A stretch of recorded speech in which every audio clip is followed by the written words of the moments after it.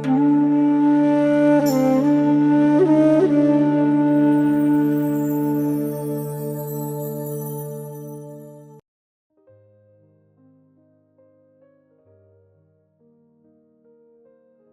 आप सबको मेरा ओम काली। आज का जो हमारा टॉपिक है वो इस बात पे है कि हमारे मन में जो विचार आते हैं इतने अधिक क्यों आते हैं और उनका अधिक होने से हमारी आध्यात्मिक यात्रा में हमें क्या नुकसान पहुंचता है। और थर्ड पॉइंट है जो बहुत इंपॉर्टेंट है कि हम अपने विचारों को कम कैसे करें, क्योंकि जब तक सॉल्यूशंस नहीं होंगे तो प्रॉब्लम्स का जब तक हल नहीं होगा तो फिर कोई भी स्पिरिचुअल हम बात कर रहे हैं उसका कोई फायदा नहीं है। जो भी हमारी प्रॉब्लम्स हैं उनका समाधान है यहाँ पे। शिव काली बोध में तो 100% है, हमें केवल उसको अप्लाई करना है। जब हम उसको प्रैक्टिस करेंगे, उस साधना में उस सिस्टम को हम पूरी तरह से ढाल लेंगे, जो साधना का सिस्टम है उसमें पूरी तरह से ढल जाएंगे हम लोग, तो कोई प्रॉब्लम रहेगी नहीं। ये सुनने में बड़ा अजीब लगता है कि गुरुजी ऐसे इतनी बड़ी बड़ी बात कैसे कर देते हैं कि ना तो कोई शारीरिक प्रॉब्लम रहेगी, ना कोई मानसिक प्रॉब्लम रहेगी, ना कोई भौतिक प्रॉब्लम रहेगी और आध्यात्मिक लेवल पे आप लोग आगे बढ़ जाएंगे। प्रॉब्लम जो मैं बार बार कहता हूं वो यही है, प्रॉब्लम ईश्वर में नहीं है और ना ही प्रॉब्लम भक्त में है। प्रॉब्लम उस प्रोसेस में है, उस विधि में है कि हम कैसे जुड़े ईश्वर से। अगर हम ईश्वर से जुड़ जाएंगे तो हर चीज से हम मुक्त हो जाएंगे। तो वो आज हम समझते हैं कि कैसे मुक्त होंगे। तो एक जो है शिव सूत्र करके हमारे को ना एक किताब मिलती है, उसमें 77 सूत्रस हैं। उसमें जो पहला सूत्र है उसमें कहा जाता है चैतन्यम आत्मा। चैतन्यम आत्मा, इसका मतलब ये होता है कि जो आत्मा है वो ही चेतना है। ये हम सब जानते भी हैं, क्योंकि जो आप सब लोग अध्यात्म में इतनी टाइम से हैं और शिव काली बोध में इस बारे में हम अक्सर बात कर रहे हैं, तो ये तो आप सब जानते हैं। आज इसकी गहराई को समझते हैं। इसका जो मतलब है वो ये है कि हर चीज ही चैतन्य है, चैतन्य ही शिव है और शिव ही आत्मा है। सब कुछ ये चेतना है। जब शरीर नहीं है, जब मन नहीं है, जब बुद्धि नहीं है, जब कुछ भी नहीं है, चेतना है। चेतना हर समय है, सर्वव्यापी है, सर्वशक्तिमान है और सर्वज्ञानी है। ये हम बेसिक चीजें सब जानते हैं। आज हम चेतना को अच्छे से जब समझेंगे तो हमें समझ में आएगा कि हम बेमतलब के विचार करते ही क्यों हैं। तब समझ में आ जाएगा हमारे। इसको अब आप एक एग्जाम्पल से लीजिए। जैसे एक बच्चा पैदा होता है, छोटा सा बच्चा, उसको कोई भाषा नहीं आती, उसकी कोई भावनाएं नहीं होती, उसके कोई विचार भी नहीं होते, वो एक शून्य की स्थिति में होता है। फिर भी वो बच्चा अपनी मां को पहचान जाता है। उसको ये नहीं पता कि ये मां है। मां शब्द से तो उसको पता ही नहीं है मां कौन है। अभी तो उसे भाषा का ज्ञान ही नहीं है। लेकिन जब वो रो रहा होता है और जैसी उसकी मां अपनी गोद में उठाती है वो चुप हो जाता है। वो क्यों चुप हो जाता है, इस पे आप थोड़ा चिंतन तो करें कि बिना किसी ज्ञान के, बिना किसी विचार के, बिना किसी भावना के उसको पता चल जाता है कि ये जो मां है ये मेरी जननी है या मैं इसका हिस्सा हूं, या कुछ कारण है जिसके कारण वो चुप हो जाता है। कुछ तो उसको अनुभव होता है ना। उसको कुछ अनुभव होता है कि मेरा कोई संबंध है इनके साथ। जिन्होंने मुझे गोद में उठाया उनसे मेरा कुछ संबंध है। अभी उसको ज्ञान नहीं है कि तुम उन्हीं के अंश हो, उन्हीं की कोख से जन्मे हो। अभी उसको नहीं पता ये सब, लेकिन उसको इसकी अनुभूति है कि ये जो भी है ये मेरी अपनी है। और जैसे उसको वो अनुभूति होती है वो चुप हो जाता है ना। तो वो जो अनुभूति है वो जो उसको वो चीज दे रही है वो ही चेतना है। कि छोटे बच्चे को भी पता चल रहा है उस चेतना के माध्यम से, क्योंकि वो चेतना सर्वज्ञानी है, वो उस चेतना को इस बात की अनुभूति करा रही है कि यहां तू सुरक्षित है। तो बच्चा कोई विचार नहीं करता, वो चुप हो जाता है। इसको कहते हैं जागरूकता। वो जागरूक है, वो अवेयर है। वो चेतना उसको अवेयर कर देती है कि ये कौन है। यही हमारा संबंध है ईश्वर के साथ। हमारी जो आत्मा है वही शिव है। तो हमें इस बारे में जागरूक रहना है कि मैं कौन हूं। मैं तो बहुत महान हूं। महान अहंकार के साथ नहीं, महान ईश्वर की कृपा के साथ, कि मुझे ईश्वर ने अपने अनुभूति करने की शक्ति प्रदान करी। मैं उनका अंश हूं, मैं उनका ही हिस्सा हूं, मैं सुरक्षित हूं। मुझे बिना विचार किए ही सब कुछ मिलने वाला है, क्योंकि उन्होंने मेरी पूरी पूरी जीवन की यात्रा का एक तरह से निर्णय ले रखा है कि मैंने कैसे अपना जीवन व्यतीत करना है। अगर मुझे अपने भोगों की जो दिक्कतें आने वाली हैं, जो मैं गलत करके आया हूं, वो मिटा देंगे। आपको ये बात क्लियर हो रही है मेरी? मैं क्या कहना चाह रहा हूं?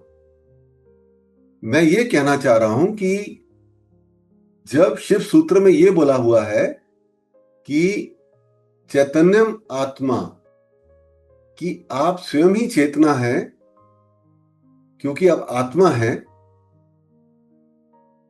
उस चीज की जो अवेयरनेस है, जागरूकता है, वो कम मत होने दीजिए। जब बच्चा बड़ा होता है ना, इस चीज को समझिए कि कैसे वो कम हो जाता है। जब वो बच्चा बड़ा होता है तो जैसे जैसे उसे भाषा का ज्ञान होता है, उसके अंदर विचार आने लग जाते हैं, विचार उत्पन्न होने लग जाते हैं, मन की चंचलता बढ़ने लग जाती है, अहंकार डेवलप होने लग जाता है, उसकी आदतें पकने लग जाती हैं। तो वो जो एक के बाद एक परत जम रही है उसके ऊपर, वो उसको उस जागरूकता से दूर कर देती है, और वही उसकी चिंताओं का, उसकी पीड़ाओं का कारण बन जाती है। क्योंकि वो उस अवेयरनेस से, उस जागरूकता से कि मैं ही चेतन हूं, मैं उस चेतना का हिस्सा हूं, उससे डिस्कनेक्ट हो जाता है। तभी जब से आप लोग मुझे सुन रहे हैं, मैं हमेशा एक ही बात बोलता आ रहा हूं कि ईश्वर से अपना योग स्थापित करना है, अपना कनेक्शन स्थापित करना है। अगर हम कनेक्शन स्थापित कर लेंगे और एक एक करके वो जो हमारे पर परत जम गई है अंधकार की, वो अंधकार ही तो है, क्योंकि हमने अपनी आत्माओं को इस शरीर से जोड़ लिया। हमने आत्मा से अपने आप को हटा के सोचा मैं तो शरीर हूं। जब शरीर हमने मान लिया तो हमारा मन प्रधान हो गया। उसके हिसाब से हम अपने विचारों को गुमराह करने लग जाते हैं, अपनी सोच को बदलने लग जाते हैं। तो हम धीरे धीरे, क्या होता है, जो बचपन में हमारे अंदर जागरूकता थी कि मैं कौन हूं, वो अनगिनत विचार जब हमारे भीतर आते हैं तो हम अलग हो जाते हैं। और जैसे ही हम अलग होते हैं, हमारी परेशानियां, हमारी पीड़ाएं, हमारे जो भी कार्य कर रहे हैं उसमें नुकसान, हमारा स्वास्थ्य का नुकसान, सब कुछ हमारे साथ होने लग जाता है। जो पैसा भी कमा लेते हैं, शांति तो वहां भी नहीं है, स्वास्थ्य तो वहां भी नहीं है, बस पैसा ही तो है। उससे क्या होगा? तो आज हमने ये समझना है कि जिस तरह से वो बच्चा बिना विचार किए पूरी तरह से सुरक्षित रहता है, पूरी तरह से उसकी जो भी जरूरतें हैं वो ईश्वर उसके मां बाप के माध्यम से पूरी कर देते हैं, हम वैसा क्यों ना बने? यही समझना है हमारे को। बिना विचारों को शांत किए हम उस स्थिति पे नहीं पहुंच पाएंगे, क्योंकि वो जो बच्चा था छोटा, वो विचार नहीं करता, उसने विचार नहीं किए, वो हम ही थे। आज अनगिनत विचारों ने हमें ईश्वर से दूर कर दिया और हमें एक तरह से जो परेशानियां हैं उसमें डाल दिया, क्योंकि हम डिस्कनेक्ट हो गए, हम ईश्वर से अलग हो गए। जो ईश्वर इतने शक्तिशाली हैं, वो हमारी सारी परेशानियों का समाधान कर सकते हैं, उनसे हम अलग हो गए। तो जिस तरह से बच्चा जब बड़ा होता है अपने माँ बाप से अलग हो जाता है, उसकी अपनी एक विचारधारा बन जाती है, वो अपने आप को ज्यादा समझदार समझने लग जाता है, उसका अहंकार डेवलप हो जाता है, वो माँ बाप की सुनता नहीं है, माँ बाप से अलग हो जाता है, तो माँ बाप दुखी हो जाते हैं, लेकिन कुछ कर नहीं पाते क्योंकि वो सुनता ही नहीं उनकी।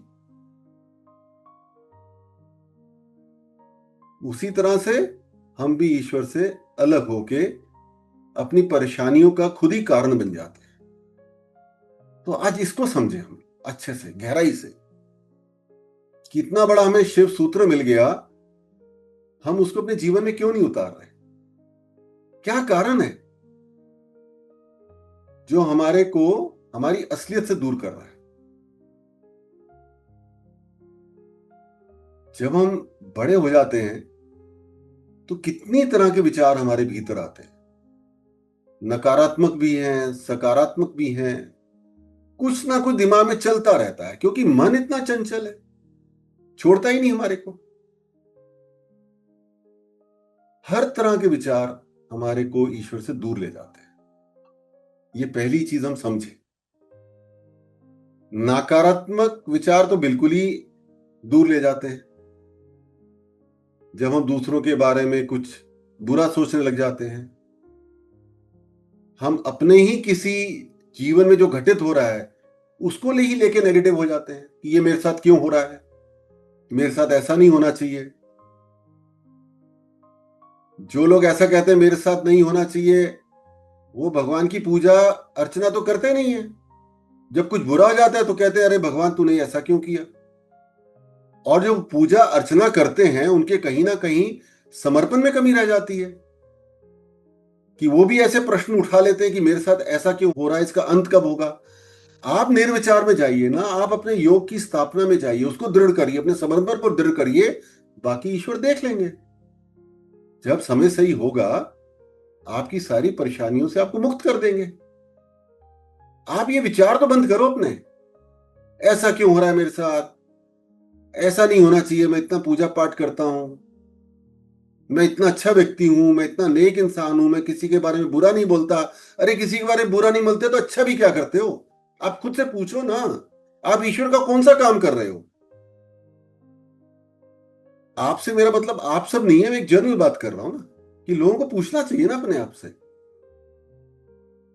मैं क्या कर रहा हूं? मैं विचारों में या तो गलत सोच रहा हूं, नेगेटिव सोच रहा हूं, और अगर पॉजिटिव ही सोच रहा हूं, अगर वो पॉजिटिविटी ये है कि मुझे अपना बिजनेस आगे बढ़ाना है, मेरे को अच्छी और नौकरी करनी है, मेरे को अपने बच्चों की और अच्छे से देखभाल करनी है, मुझे आगे पढ़ाई करनी है, अगर ये सब सकारात्मक विचार भी आ रहे हैं, वो तो अच्छे ही हैं, उस पर आप कार्य करें। लेकिन आगे बढ़ने का ये रास्ता है नहीं, मुक्ति का ये रास्ता है नहीं। फिर प्रश्न ये आएगा कि हम करें क्या? क्या हम कार्य करना बंद कर दें? इसको मैं थोड़ा एक्सप्लेन करता हूं आपको, प्लीज इसको समझिए। जब हम ये कह रहे हैं कि सकारात्मक विचारों से भी बचिए, उसका ये मतलब नहीं है कि हम लोग अच्छा सोचने में या अच्छे कार्य करने से दूर भागे, मेरा ये मतलब नहीं है। मेरा मतलब ये होता है, जो अध्यात्म में क्या करना होता है हमारे को, कि हमारे मन में एक विचार आया कि मुझे बिजनेस को आगे बढ़ाना है, फॉर एग्जाम्पल, तो आप अपने बिजनेस को आगे बढ़ाने की जो भी गतिविधियां हैं उस पर कार्य करें, अपना कर्म पूरा करें, बाद में ईश्वर पे छोड़ दें बाकी को। अब ये तो नहीं है ना कि पूरे टाइम उसी में दिमाग लगा लिया। अगर साधना करनी है तो भाई मैं तो बिजनेस में बिजी हूं, मेरे पास तो टाइम ही नहीं है। ऐसे बहुत लोग हैं जो मुझसे बोलते हैं कि हमारे पास टाइम नहीं है, पैसे वाले लोग हैं, फिर जब हार्ट अटैक हो जाता है, जब हॉस्पिटल में 1 महीने के लिए एडमिट हो जाते हैं, फिर मैं उनसे पूछता हूँ आप टाइम कैसे निकाल रहे हो? अभी तो टाइम निकाल रहे हो ना, पहले निकाल लेते तो ये दिन देखना नहीं पड़ता। तो पूरे टाइम जो आप बिजनेस को लेके एक चिंता में डूबे रहते हो, उसको बढ़ाने के लिए अलग अलग प्लान बनाने के लिए लगे रहते हो, वो नहीं करना है। वो जो एक्सट्रीम सकारात्मक सोच भी है, वो भी आपको ईश्वर से दूर ले जा रही है, क्योंकि इवेंचुअली अगर आप इस बात को सोचें, होने का तो कुछ नहीं है ना, होना तो वही है जो ईश्वर ने डिसाइड कर दिया।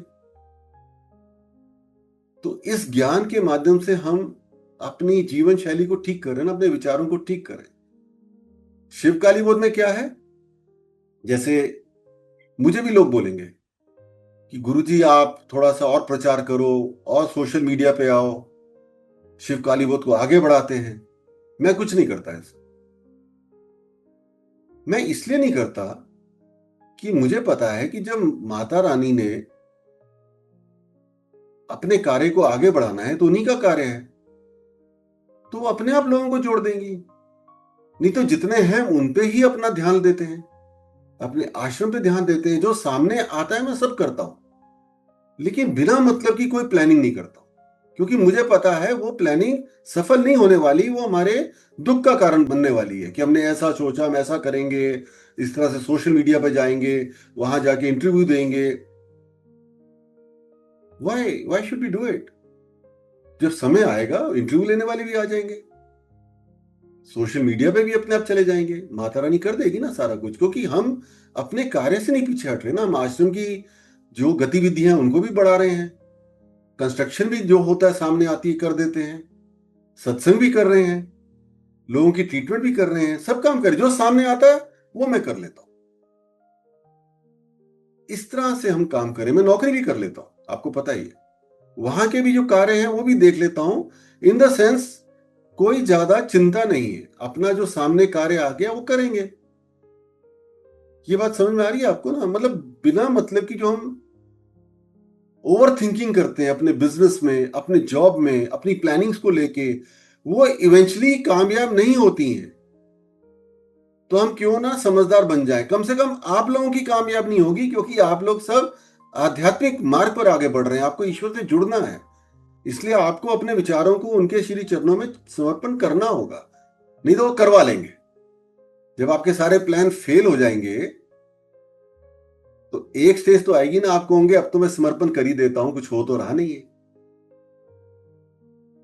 यही तरीका है, भगवान को जिसको अपने रास्ते पे लाना है वो ले आते हैं। लेकिन हम भी क्यों देरी करें, है ना? हमें भी देरी नहीं करनी ना। तो नकारात्मक जो विचार है उनसे तो आप बिल्कुल ही छोड़ दीजिए, वो तो कचरा है, गॉसिपिंग है। उससे क्या होगा? हम लोग वो डिस्कस करते हैं, उसने ऐसा किया, वो लड़की ऐसी है, वो लड़का ऐसा है, हमारे ऑफिस में ऐसा हुआ, उसका दिल छोटा है। What is the whole need? इसकी जरूरत ही क्या है? अगर वो समय हम छोड़ के ईश्वर की चर्चा करें तो कितना अच्छा रहेगा। आत्मा भी तृप्त हो जाएगी, आत्मा भी प्रसन्न हो जाएगी कि ईश्वर की बात हो रही है। क्योंकि समय जो हमारा बचता है वो ईश्वर की चर्चा में लगाएं। ये बात समझे ना हम लोग, क्योंकि जो हम नकारात्मक सोच कर रहे हैं उसे हो तो कुछ नहीं रहा है। एक बड़ी अच्छी कहानी है। एक व्यक्ति था, उससे ना उसके एक मित्र ने छाता उधार लिया। अब छाता जब उधार ले लिया बारिश के दिनों में, तो उसने उसको वापस नहीं किया। तो पूरा साल निकल गया, दोबारा से बारिश आ गई। तो बारिश का फिर समय आया तो उसकी वाइफ ने कहा, भाई तुम्हारा मित्र हमसे छाता ले गया था, 1 साल हो गया, अभी तक लौटाने नहीं आया, कैसा दोस्त है तुम्हारा? तुम जाओ जाके छाता लेके आओ। वो कहता है जी ठीक है। वो अपने घर से निकल जाता है अपने दोस्त के घर की तरफ। अब रास्ते में जब वो चल रहा है उसके मन में विचार आ रहा है, ये कैसा दोस्त है मेरा, आज मेरी बीवी से उसने मेरी डांट खिलवा दी, मेरे को छाता ही वापस नहीं करने आया। इतनी तो उसके अंदर अक्ल होनी चाहिए ना कि किसी को कोई चीज लो तो लौटानी चाहिए ना उसको। ऐसे विचार लेते हुए थोड़ा आगे बढ़ा। कहता जरूर ये बंदा बड़ा मतलबी है, मैं इसको जो अपना दोस्त बोलता जा रहा हूं ये दोस्त ही नहीं है, ये तो वापिस ही नहीं करना चाहता होगा, ये बहुत ही लालची व्यक्ति है। फिर और आगे बढ़ गया, फिर इस तरह के और खराब खराब विचार उसके मन में आने लग गए। फाइनली जब थोड़ी देर बाद वो अपने मित्र के घर पे पहुंचा और उसने घंटी बजाई और उसके दोस्त ने दरवाजा खोला, तो उसको गुस्से से बोला, जा तू छाता रख ले, मुझे नहीं चाहिए, और वहां से वापस लौट गया। मतलब उसका जो दिमाग था वो नकारात्मक सोच से इतना भर गया था कि उसने अपने दोस्त को डिसाइड कर लिया कि ये तो बेकार आदमी है, मुझे इससे दोस्ती भी नहीं रखनी और छाता भी तू ले ले। ये है हमारे दिमाग की उपज। हम कुछ भी सोचने लग जाते हैं, किसी ने कोई बात बोली भी नहीं है, हम फिर भी उस पर विचार करके सोच रहे हैं वो ऐसा सोच रहा है, उसने ये बात इस तरह से बोली, तो हमारे सत्यानाश का कारण बन जाती है हमारी नकारात्मक सोच। ये आप सब जानते हैं, केवल मैं इसको रिपीट कर रहा हूं ताकि एक बार फिर से आपके चित्त में घुस जाएं और जहां जहां वो वृत्तियां फंसी हैं जो आपको नकारात्मक सोच के लिए मजबूर करती है, वो आप निकाल सके उसके लिए अवेयर हो जाए कि मुझे नहीं करना है सब, ये छोड़ दीजिए आप लोग। ये आपके पतन का कारण बन जाता है। ये दुगलापन हो जाता है ना, एक तरफ ईश्वर की चर्चा कर रहे हैं, एक और हम इस ज्ञान को जान रहे हैं कि क्या चीज सही है नहीं है, और फिर अपनी आदतों के कारण उससे बच नहीं पा रहे, अपने दोस्तों में फंस गए तो फिर यही बातें कर रहे हैं, अगर कोई सोशल सर्कल में जा रहे हैं, पार्टी में जा रहे हैं, फिर यही बातें कर रहे हैं। क्या जरूरत है, कोई अच्छी बात कर लीजिए, और कुछ अच्छी बात नहीं है तो चुप रह लीजिए। इस बारे में मनन करिए ना आप, ये हो सकता है, पॉसिबल है, हम क्यों टाइम वेस्ट करें अपना, हम क्यों दोबारा से उसी जीवन शैली में जाएं जो हम छोड़ के आए हैं, क्योंकि उसकी आदत पड़ गई इसलिए, है ना, आदत पड़ गई ना, वो जीवन शैली हमने छोड़ दी है। हम पे ईश्वर की कृपा है, उन्होंने अपने साथ जोड़ लिया है, तो जब हमने शहद छक लिया तो वे विष का क्या काम, वापस विष पे क्यों जा रहे हैं, अब तो अमृत चख लिया हमने। इस तरह से सोचिए। तो इन विचारों से जो बे इंतहा हमें तंग करते हैं, हमारे दिमाग में आते रहते हैं, उससे कैसे बचे, आज ये जानते हैं। अगर आप ये जान जाएं और इसको अपने जीवन में उतार लें तो मुक्ति दूर नहीं है, मुक्ति दूर नहीं है, आनंद दूर नहीं है। विचारों से मुक्ति पाने के लिए हमारे पास एक ही तरीका है और कोई तरीका ही नहीं है, वो है साधना के माध्यम से अपनी मां कुंडलनी को एक्टिवेट रखना। शिव काली बोध में मां काली की कृपा से, शक्तिपात से आप सबकी कुंडली तो जागृत हो जाती हैं, लेकिन उनको पूरी तरह से एक्टिवेट रखना, कार्यान्वित रखना आपकी जिम्मेदारी है, कोई और रास्ता नहीं है। हमें यह सब ज्ञान ऑलरेडी पता है, ये ज्ञान है कि हमें ज्यादा सोचना नहीं है, नकारात्मक बातें नहीं करनी, किसी को जज नहीं करना, गॉसिपिंग नहीं करनी, ये सब हमें पता है, गाली नहीं करनी, लेकिन हम इससे मुक्ति नहीं पाते ना। उसका कारण ये है कि जो हमारे अंदर वृत्तियां फंसी हुई हैं, हमारा मन की जो चंचलता है वो हमें बार बार वहां खींचती है, हम मजबूर हो जाते हैं। तो जब मां कुंडली आपकी एक्टिवेट हो जाएगी, वो पूरी तरह से कार्यान्वित होगी, तो वो आपके सहस्त्रार चक्र में जब आती है तो उससे पहले जब आगे चक्र का भेदन करती हैं तो आपके सारे विचारों को वो अपने भीतर समा लेती है, आपको निर्विचार की स्थिति प्रदान कर देती है। ये अति सुंदर स्थिति है, अति अति सुंदर स्थिति है कि मन विचार करने की इच्छा ही नहीं करता, मन ही नहीं करता सोचने का कि क्या सोचूं, मेरा मन तो विचार करता ही नहीं है, क्या विचार करूं। अगर विचार करता हूं तो चिंतन करता हूं ईश्वर का, आभार व्यक्त करता हूं मां का, और 2 दिन में कोई मुझसे गलत बात किसी ने बोली भी होती है भूल जाता हूं, ध्यान ही नहीं रहता क्या बोली है। ये है मुक्ति ना, कि ऐसा कोई व्यक्ति नहीं है जो मेरे को दुख पहुंचा सके। ऐसा कोई व्यक्ति नहीं है जो ऐसी कोई बात बोल दे और मैं चिंता में डूब जाऊं या उसके बारे में सोचना शुरू कर दूं कि इसने मुझे ऐसा कैसे बोल दिया, मेरी इज्जत खराब कर दी, सबके सामने मेरी बेइज्जती कर दी। कोई विचार आता ही नहीं है। ये मां कुंडलनी की कृपा है। उन्होंने मुक्त कर दिया मेरे को, क्योंकि लोग तो हटेंगे नहीं, क्योंकि लोग तो कितना कुछ अपने अंदर कैरी कर रहे हैं। जो नेगेटिव है वो कहीं ना कहीं तो उल्टी करेंगे ना किसी के ऊपर जाके।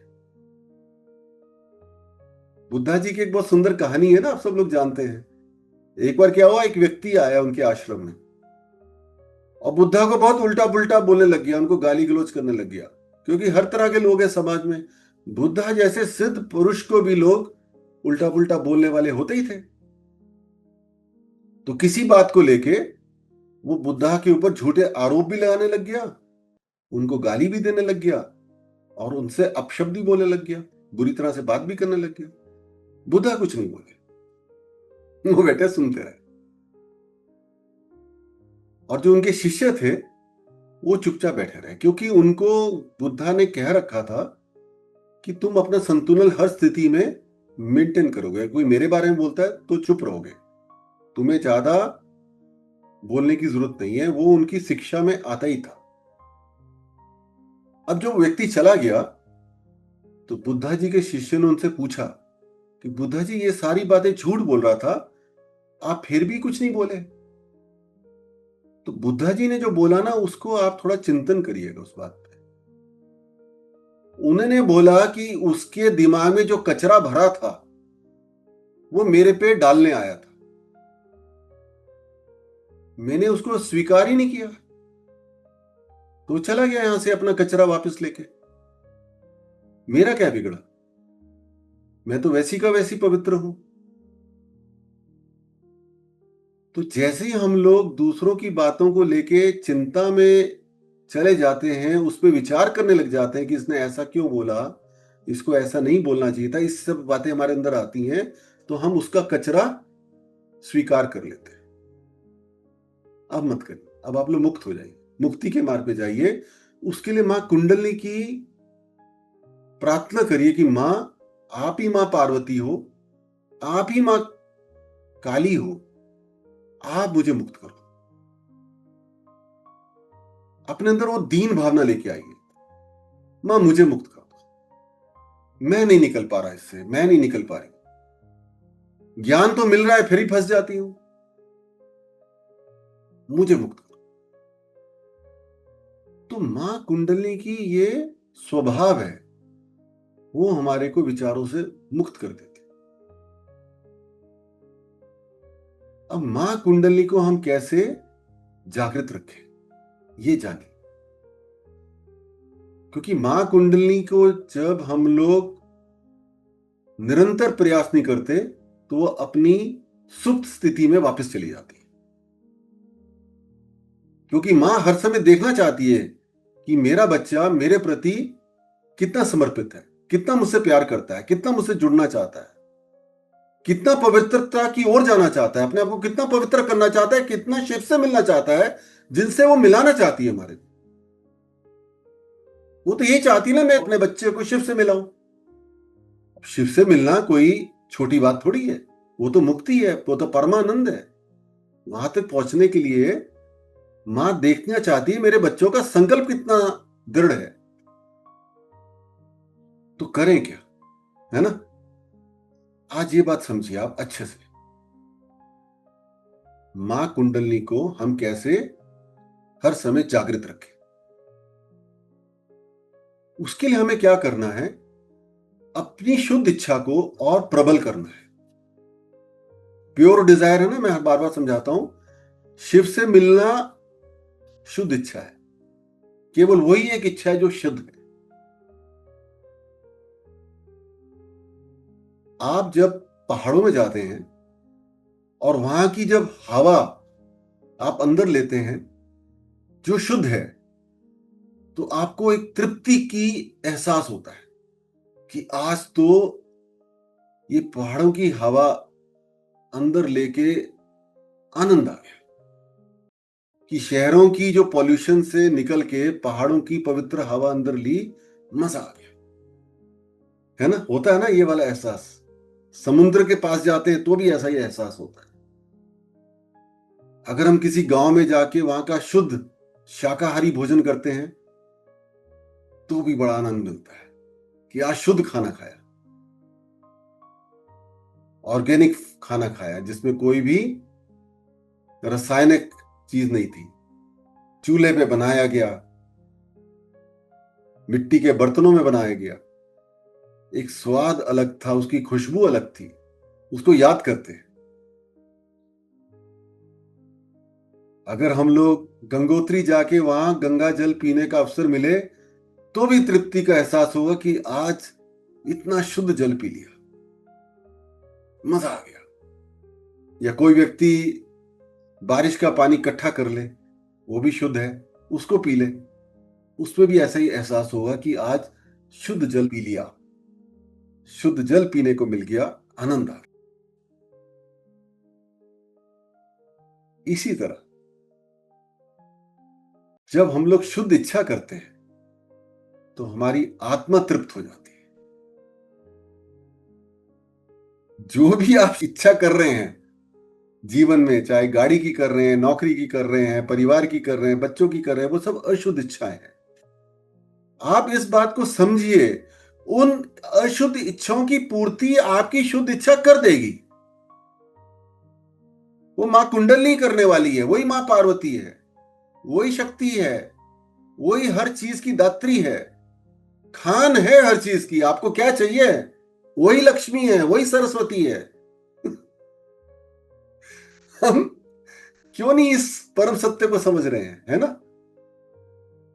श्रेष्ठ बुद्धि में आए ना, समझदार बने कि जब शुद्ध इच्छा कर ली तो जितनी भी मेरे भोगों की इच्छा है वो तो वैसी पूरी हो जाएगी, जो मेरे हितकारी हैं वो मां दे देगी मेरे को।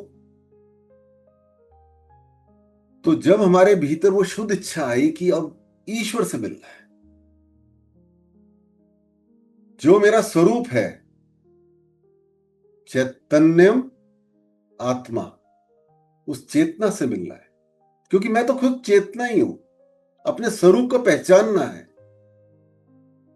तो मां पार्वती स्वरूप मां कुंडली प्रसन्न होके आपका मार्गदर्शन निरंतर करते हुए, आपको नेगेटिव चीजों से बचाते हुए साधना के मार्ग पे वही आगे ले जाती है। क्योंकि असल में हम साधना भी नहीं हम कर रहे हैं, वो भी वो करवा रही है हमसे।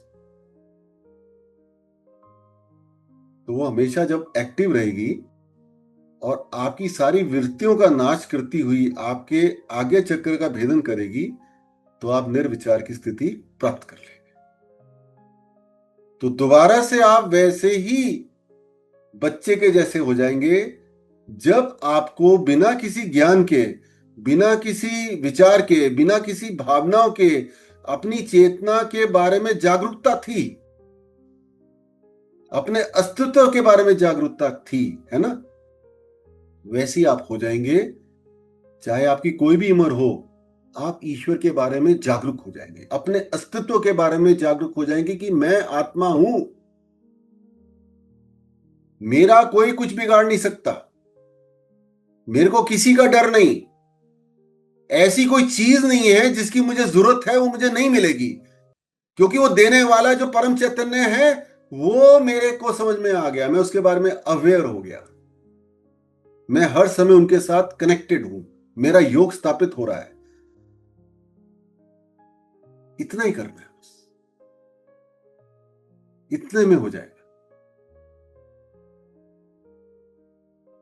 जब आपके अंदर ये अवेयरनेस आ जाएगी, जागरूकता आ जाएगी, आप कौन हैं, आप किसके बच्चे हैं, आपको तो कोई हाथ भी नहीं लगा सकता, आपका नुकसान करना तो दूर की बात है।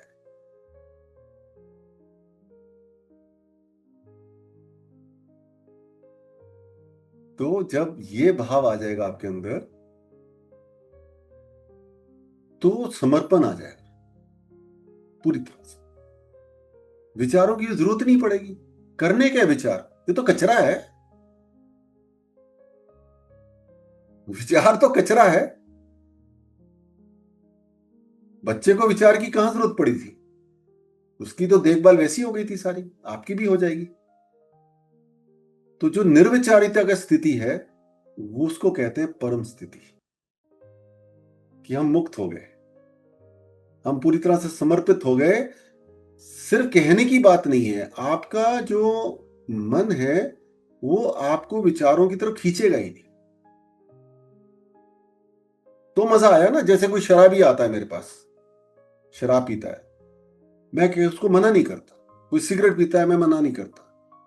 नॉनवेज के लिए भी मैं एकदम से मना नहीं करता, क्योंकि मुझे पता है उसको स्वाद है उस चीज का, उसको आदत है। अगर मैं एकदम से बोल दूंगा तो बेचारा भग जाएगा, भगवान को छोड़ देगा, अपनी आदत को नहीं छोड़ेगा।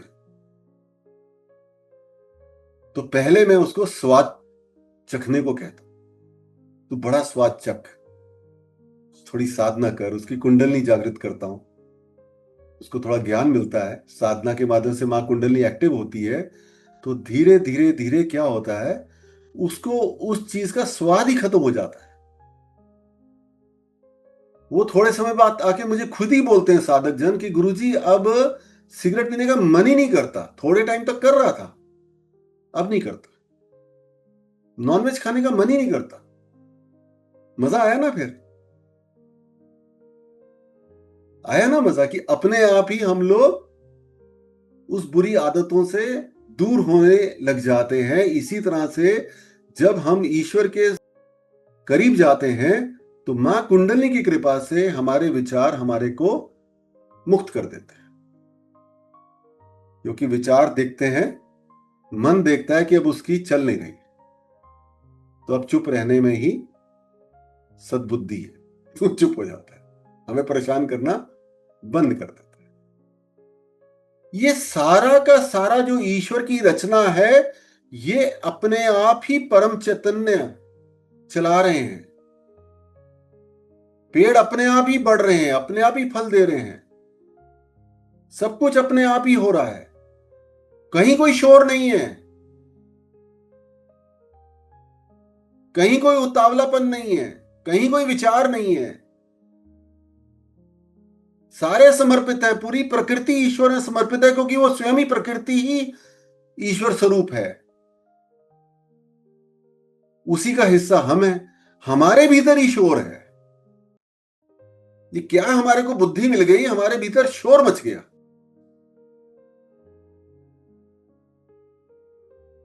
सोचिए ना इस बारे में। तो जब शोर मच जाएगा तो नाद कहां सुनाई देगा?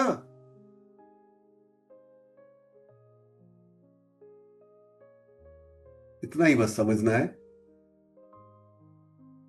कि विचारों से मुक्ति पाने के लिए मां कुंडलनी ही हमारी सहायता कर सकती है, उनके ही चरणों में जाना पड़ेगा। और जब हम निर्विचारिता प्राप्त कर लेंगे तो आप सब लोग जो जो इस साधना को कर रहे हैं शिव काली बोध की, किसी के जीवन में कोई कमी नहीं,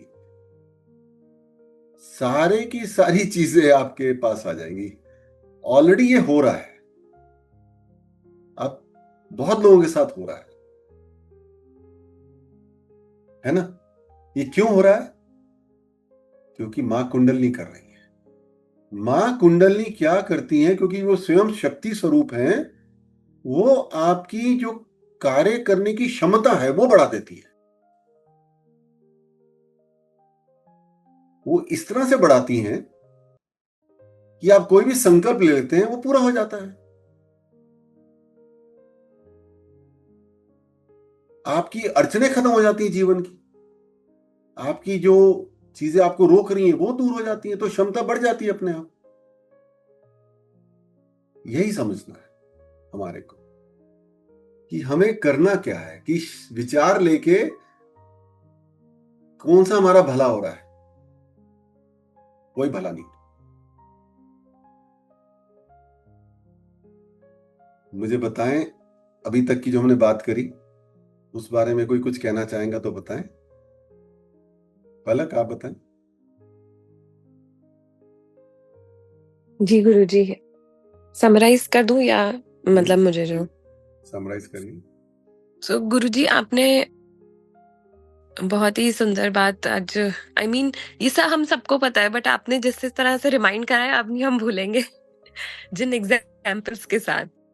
तो हमारी सारी प्रॉब्लम्स का जो सॉल्यूशन है वो हमारे अध्यात्म में ही है। जैसे आपने बताया कि शिव सूत्रास में एक वर्ड है चैतन्यम आत्मा। तो जो हमारी चेतना है वो सर्व ज्ञानी है और सर्वव्यापी है। जो हमारी जितनी भी प्रॉब्लम्स होती हैं वो सब उन थॉट्स से होती हैं जो हमारे ही क्रिएटेड है। नहीं तो चेतना को थॉट्स की जरूरत नहीं है। जो छोटा बच्चा होता है उसे ये पता होता है कि जो जिसने उसे उठाया वो उससे उसका कितना स्ट्रांग कनेक्शन है। ये तो नहीं पता वो उसकी माँ है। तो उसको किसने बताया? चेतना नहीं बताया। चेतना के अंदर ही जागरूकता है। मतलब हमें थॉट्स की जरूरत ही नहीं है। अगर हमारी चेतना जागरूक है तो सब चीजें अपने आप होती जाएंगी। ये मेरी अंडरस्टैंडिंग है। मतलब जो जो आएगा लाइफ में वो होता जाएगा। हमें एक्स्ट्रा थॉट्स की जरूरत नहीं है। जो नेगेटिव थॉट्स आते हैं वो और हमारी सिचुएशंस को कॉम्प्लिकेट करते जाते हैं, और जो चेतना हमें बताना चाह रही है वो हम सुन नहीं पाते फिर। तो जो हमारे एक्शंस हैं, हमें अगर हम प्लान करते रहे चीजों को तो जरूरी नहीं है कि चीजें वैसे होंगी जो हम प्लान करें, क्योंकि प्लानिंग तो मदर करती है। हमें तो बस जो सामने आ रहा है उसको एक्शन से करना है, उस पे एक्शन परफॉर्म करना है। बाकी तो जो प्लानिंग है वो हो रही है।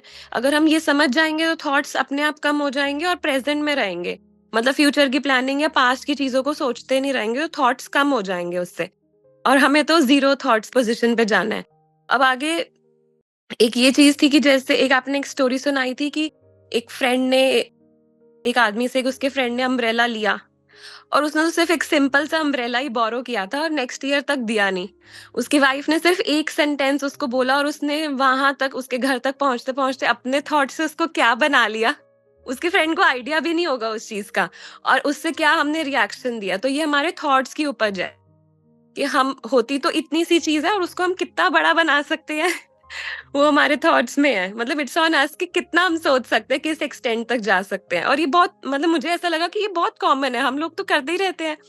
और आपने जो एग्जाम्पल दिया आई डोंट थिंक उससे अब कोई भूलेगा। और हम क्विकली अपने आप को विड्रॉ कर सकते हैं उस चीज से, इन एग्जाम्पल्स को याद रख के अपनी लाइफ में।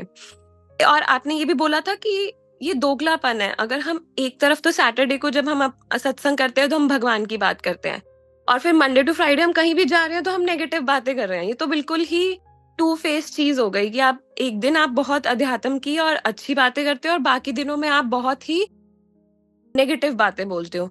तो दिस विल, ये भी हमारे दिमाग में अलग अलग तरीके के थॉट्स को ही क्रिएट करेगा और कंफ्यूजन ही क्रिएट करेगा। और आपने बोला था कि इसको अचीव करने का ओनली वे इज माँ कुंडलिनी को जागृत करके रखना। जागृत आप कर देते हैं शक्तिपाठ से, लेकिन हमारी जिम्मेवारी है कि वो हमारे सहस्त्रार पे एक्टिव रहें।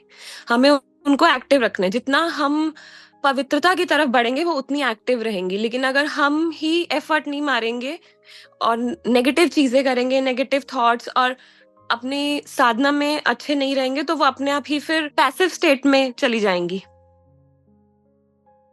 और दूसरा ये कि अगर वो हमारी आज्ञा चक्र का भेदन करके हमारे सहस्त्रार पे पहुंचेंगे तो डेफिनेटली हम शून्य थॉट्स के पोजीशन पे तो पहुंच ही जाएंगे जब वो हमारे आज्ञा चक्र का भेदन करेंगी। सो हमें बस माँ कुंडलिनी को ही प्रे करना है, उनको ही समर्पण करना है। और उनको दीन की भावना कि हमसे तो हो ही नहीं रहा, आपको ही करना है, हम तो कर ही नहीं पा रहे, हमें पता है लेकिन हम कर नहीं पाते हैं। और ये आई थिंक सबके साथ है।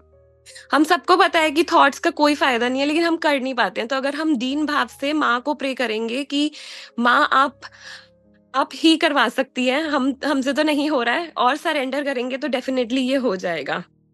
तो बस हमें समर्पण ही करना है, विचारों की हमें जरूरत नहीं है, हमारे सारे काम हो जाएंगे। ये मुझे समझ आया। बहुत ही अच्छा, अति सुंदर, थैंक यू वेरी मच। और कुछ बोलेगा? नहीं तो हम आज का सेशन कंक्लूड करें। गुरुजी मैं बोल सकती हूँ? हाँ प्लीज ओ, ना, ओम काली। तो मुझे मतलब ये एक्चुअली मैं म्यूट और वीडियो भी ऑफ बिकॉज करके मैं सुन रही थी, बिकॉज मुझे पता था कि आज का is going to be next level lecture आपका, and I was listening very deeply. Obviously हम लोग बहुत ज्यादा लकी हैं कि we have got associated to this whole organisation and the entire this opportunity जहाँ पे ये चीजें हमें बताई जा रही है। बट अगर हम अभी से लेकर अभी तक का अगर मैं स्टेज देखूं तो everything is been regulated by education. और ये क्वेश्चन आई थिंक मैं हर बार काफी लोगों से मैं करती हूँ कि ये सारी चीजें एजुकेशन के अंदर क्यों नहीं है। एजुकेशन कुछ और बताता है, ओके। अब हम तो वो सारे एजुकेशन से ही निकले हुए लोग हैं, और मुझे ये बिल्कुल भी आज मैं आई थिंक शिवकाली बोथ में अब तो 3 साल हो रहा है, मुझे लगता है कि why is it that intentionally ये सारी these are like really golden, ये पूरा we are sitting on the pot of the gold and we don't know, और हम पता नहीं क्या कर रहे होते हैं एजुकेशन में। तो how to make it as a part of education system, because हम तो सिस्टम के निकले हुए लोग हैं, तो सिस्टम तो बता ही नहीं रहा है ना ये चीज। तो मेरे ख्याल से अगर मैं अपना तो मैं कर लूं भला, चलो ठीक है करके, बट अगर लार्जर कॉन्शियसनेस की बात करेंगे तो most of them are a part of this regulated education system. तो ये मुझे ये क्वेश्चन शुरू में भी आता था जब मैं बहुत परेशान रहती थी, अभी भी जब परेशान रहती हूँ तो मुझे यही लगता है कि एजुकेशन सिस्टम ने इतने फैक्ट्री वर्कर के तरीके से हमें निकाला हुआ है ना कि उसमें एक नया चीज को इनकॉर्पोरेट करना बहुत मुश्किल होता है। फॉर्चुनेटली मेरे पास कुछ ऐसा स्पिरिचुअल बैकग्राउंड नहीं था, तो प्रोबेबली मेरे लिए इजी रहा फिर भी इस चीज को समझने में या इनकॉर्पोरेट करने में। पर how to make it as a main भी थोड़ा सा, मतलब मुझे इसकी चिंता रहती है थोड़ी सी। I agree with you. और ये हम लोग भी डिस्कस करते हैं कि जो हमारी गीता जी हैं वो तो हर स्कूल के करिकुलम में होनी चाहिए। बट ठीक है, अब हम लोग एक सेकुलर कंट्री अपने आप को बोलते हैं, और अपने ही जो इतनी हमारे ब्यूटीफुल चीज़ें हैं जो बाहर के लोग आके अब एक्सप्लोर कर रहे हैं, उसको उनकी वैल्यू है, हम लोगों को नहीं है। हम भी स्कूल में उसको करना चाहते हैं, we are secular. So let us see अब कहाँ हमारा देश जाता है। बट आई विश ऐसा हो जाए तो बहुत अच्छा रहेगा। सो आज का सेशन हम कंक्लूड करते हैं। तो ओम काली।